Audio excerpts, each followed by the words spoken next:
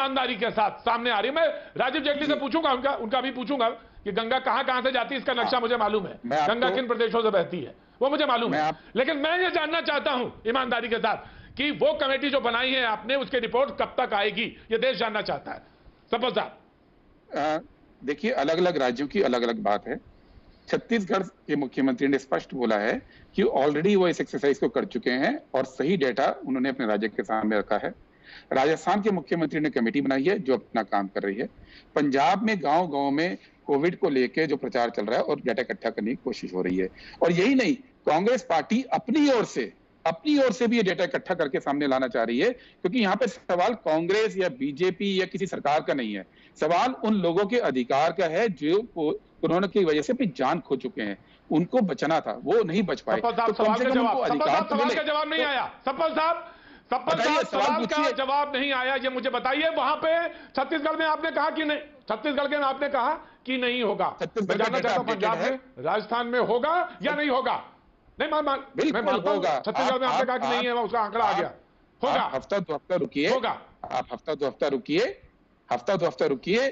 इतने ही पीरियड के अंदर सारा काम किया जा रहा है। ऐसा नहीं कि कोई डेटा छुपाया जा रहा है। उल्टा कांग्रेस पार्टी का लगातार ये निर्देश है अपने सभी स्टेट गवर्नमेंट को कि डेटा को जल्दी से जल्दी अपडेट कीजिए। ये हफ्ते दो हफ्ते की बात है, इसमें ऐसा नहीं कि कुछ छुपाने की बात हो रही है। छुपाना जहां पे जबरदस्ती छुपाया जा रहा है, आप उन राज्यों की बात कीजिए। इन राज्यों में तो ऑलरेडी डेटा को इस तरह से रखा गया कि वहां पे नदियों में राशि नहीं मिली है। सपल साहब कोई राजनीति का मौका नहीं, सपल साहब कोई राजनीति का मौका नहीं। आप उत्तर प्रदेश की बात कर रहे हैं, मैं बिल्कुल जानता हूं गंगा कहां से बहती है, किधर से किन प्रदेशों में जाती है, मुझे बिल्कुल अच्छी तरह से मालूम है। जियोग्राफी में बिल्कुल मृत्युंजय जी 72% का आंकड़ा है, 72% आंकड़ा है मौतों का जो आज मिला बिहार से। और ये मैं जानना चाहता हूं सप्पल साहब, मैं आऊंगा जब आपका ये जवाब जानूंगा जो आपने कहा कि हफ्ता भर रुकिए, 1.5 हफ्ता, मैं देखूंगा कि कितने आंकड़े हैं और क्या आंकड़े हैं। मानव जायसवाल, ममता दी कल बोल रही थी, उन्होंने कहा कि बिहार में और उत्तर प्रदेश में लोग बहाए गए और हमारे यहां बंगाल में दिखा दिए गए। यही तो बोला था दीदी ने ना। मैं जानना चाहता हूं कि आपके यहां क्या सच्चाई है। सर पहले तो मैं सभी को नमस्कार कहता हूं और आपके क्या मौत ही नहीं हुई, और सिर्फ आपके यहां मौत हुई या नहीं हुई, आप मानते हैं कि आपके आंकड़े जो हैं आपके भी झूठे आंकड़े और आंकड़े सही आंकड़े सामने आएंगे, या सिर्फ वही जो उत्तर प्रदेश ने और बिहार ने दिखा दिए आप वही मानते हैं? जी सर पहले तो मैं सभी को नमस्कार करता हूं सर, आपके पैनल, अपने जो भी पैनलिस्ट हैं, और पूरे देश को नमन है मेरा। और हमारी संवेदना उस हर परिवार वालों के साथ है जिन्होंने अपने प्रियजनों को इस आपातकाल बीमारी में खोया है। और आपको पता है सर, बंगाल यास से भी ग्रसित है। हमने बहुत सारी चुनौतियां पिछले साल भी देखी अम्फान के साथ और इस बार यास के साथ। और जहां तक बात है सर आंकड़े की, तो बहुत निंदनीय है कि हम आंकड़ों की बात कर रहे हैं और दुखद है कि हम आंकड़े छुपा भी रहे हैं।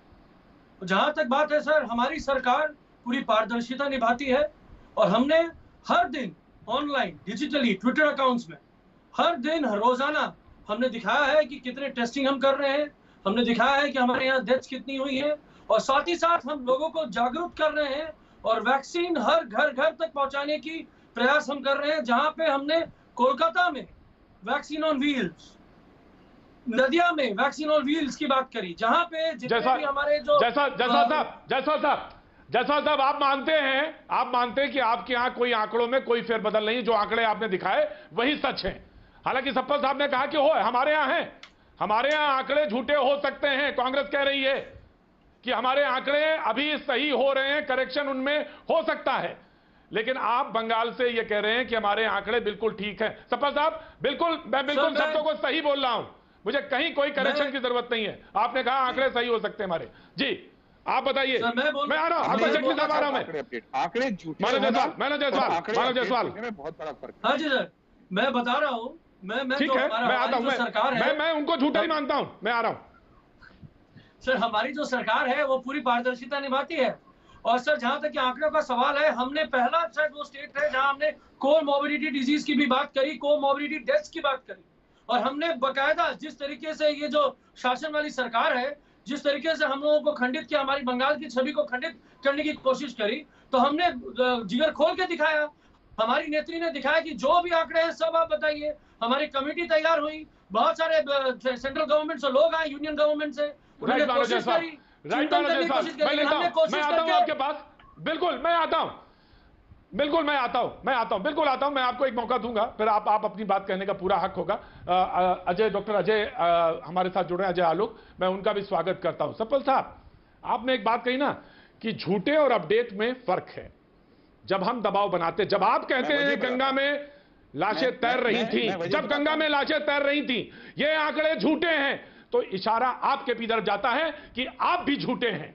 और आप जब कहते हैं कि हमारे यहां से कमेटी बनाई गई और रिपोर्टेड डाटा इकट्ठा कर रहे हो, इसके मतलब आपके भी अधिकारी छुपा रहे हैं कुछ, और वो जानने का हक सबको है। मैं आता हूं आपके पास, दोनों में कोई फर्क नहीं था। जब दबाव बना तब आपने कहा कि नहीं मैं आता हूं, हम भी आते हैं सामने। आपको सतपाल साहब, आप इस बात के जवाब, ये 10 सेकंड, सतपाल साहब 10 सेकंड, आप स्टेटमेंट सतपाल साहब 10 सेकंड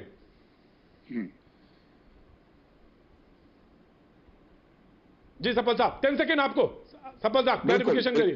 सतपाल साहब, आंकड़ों को लेके दो सच्चाइयां इस देश के अंदर है। एक सच्चाई ये होती है कि कुछ सरकारें, जिसमें बीजेपी की सरकार केंद्र लेवल पे भी है, उसके हर आंकड़े के ऊपर सवाल उठ रहा है पिछले कई सालों से। वहां नियत की सवाल आता है, और एक होता है कि सिस्टम में आंकड़े अपडेट नहीं हुए वहां पे। और कांग्रेस की गवर्नमेंट जब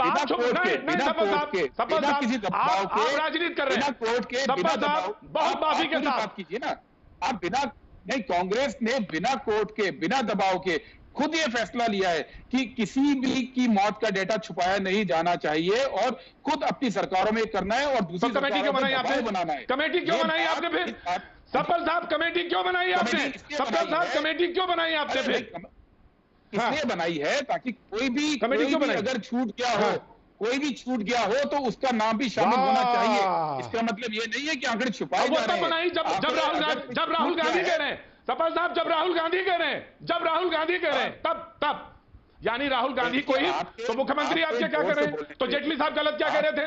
जेटली साहब क्या गलत कह रहे थे कि मुख्यमंत्री आपके काबिल हैं, मुख्यमंत्री आपके काबिल हैं। अब आप कह रहे हैं कि नहीं, मुख्यमंत्रियों पे जब राहुल गांधी कहते हैं तभी काम करते हैं। अब प्रॉब्लम क्या है कि जोर की बोलने से बात सच नहीं होती है।